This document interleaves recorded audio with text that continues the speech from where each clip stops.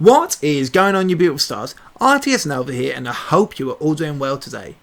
Now, as you may or may not know, at the beginning of Year 5, Ying got a huge buff that increased the damage rate on the LMG, as well as providing her with one more Candela, taking her total to 4, and it caused a huge uproar within the Siege community, and the majority of people were pretty pissed and let Ubisoft know their feelings.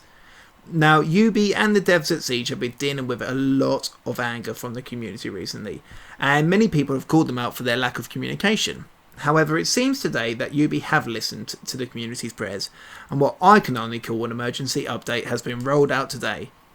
Unfortunately, it is for PC only, so us console players may have to wait a little longer until it reaches us, but that doesn't mean we can't rejoice in the fact that they are nerfing Ying. That's right, Ying will now only have 3 Candelas instead of 4, which will bring a sigh of relief to many people who, like myself, can't remember the last time they were able to see anything when defending a site. Of course, she is still going to be a powerful operator, as she still has her smokes and the damage increase remains on her gun. However, it's definitely a step in the right direction, and one which will please a large chunk of players, from the casuals all the way to the pros. Now, reading through the majority of the notes, they talk about updates which we can expect in Season 2 of Year 5, and 2 of the notes really caught my eye and are subjects which I speak passionately about on Reddit and Twitter, so I want to take this moment to talk about them and my thoughts on each. Starting off with the increased rank and champion rank requirements. Now, this is something which I've wanted the game to implement for as long as I can remember, and they are finally doing it. As you can see, the rank required for ranked and champion are going to be lifted. Their aim is to try and stop illegitimate accounts and provide a better ranked experience, which is fantastic news for all. Now, I've also seen a few people on Reddit complain about the idea of this, as some feel that it's harsh on those who aren't cheating, and to an extent punishing them.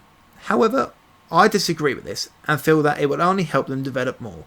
Now, I know I'm not the perfect player or a pro, but something which I've spotted in Ranked recently is the amount of new players hopping in who have very little map knowledge and operator knowledge, and making callouts to these players can be very difficult and cause people to lose rounds and maybe even games.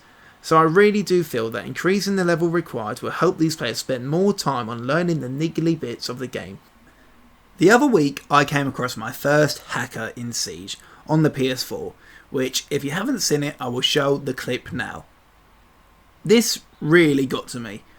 I always saw how many hackers were on PC Siege, and to an extent I was grateful to be on console. But to then come across this, lose the game, and go down in rank just broke me. And I took a couple of days away from the game because of it. So to see Ubi and the devs come out and say that due to the increased mentions in cheating, they are going to reinforce the bridge between R6 and BattleEye makes me a very happy man.